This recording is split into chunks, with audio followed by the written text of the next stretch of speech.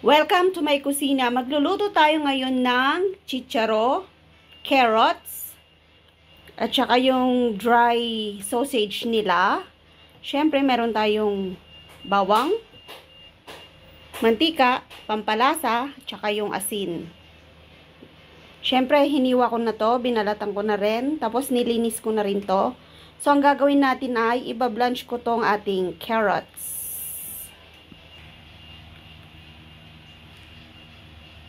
So, may kawali ako dito.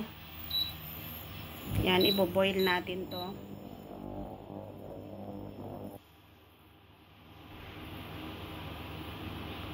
So, i-steam muna natin tong sausage nila kasi matigas.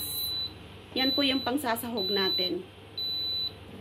So, yung ating chicharo ay tinanggalan natin ng dulo sa dulo. So, hugasan po natin or ibabad muna natin.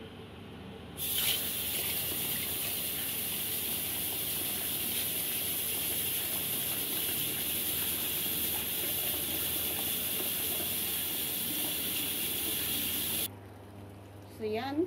Kumukulo na yung ating tubig.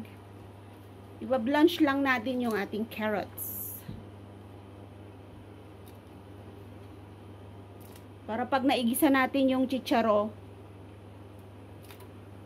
luto na rin tong ating pangalan nito, carrots. Hindi na iluluto ng matagal pag naigisa.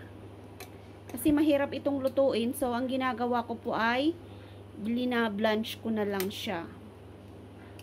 Para kontrolado ko yung pagkaluto niya. Ayaw kasi nila yung lutong-luto. Gusto nila yung medyo crispy. Parang salad. So, yan. Tayin natin mga 3 minutes. I-timer ko.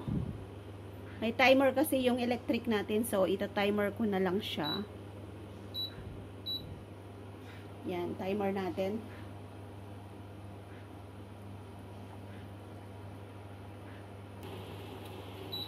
So, ready na to. Tanggalin natin sa tubig.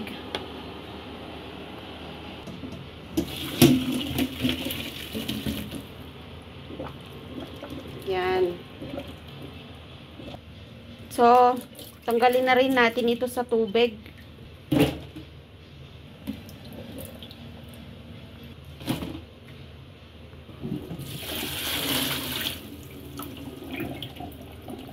So, ready na po yung carrots natin at saka yung chicharo natin. So, habang ini-steam natin yung sahog, magpitpit na tayo ng bawang. At maggigisa na tayo mamaya pag naluto na yung in-steam natin na lapchong. Ang tawag nila dito, lapchong. Sa ating dry sausage. Kasi pwedeng i-stack yun ng matagal kasi naka-dry.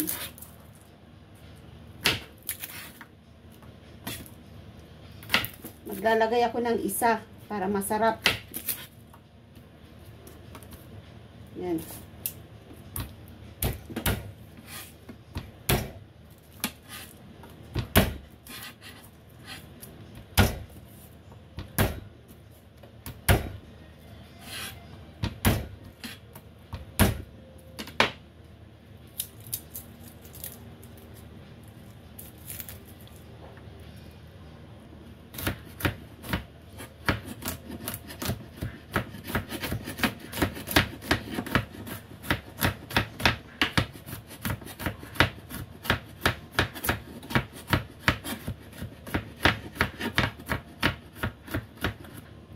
So, eto, ready na yung ating panggisang bawang.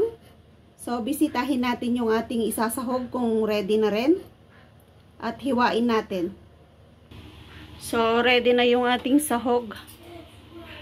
Yan. Eto na siya. Yan. Pwede na siyang hiwain. So, hiwain natin to.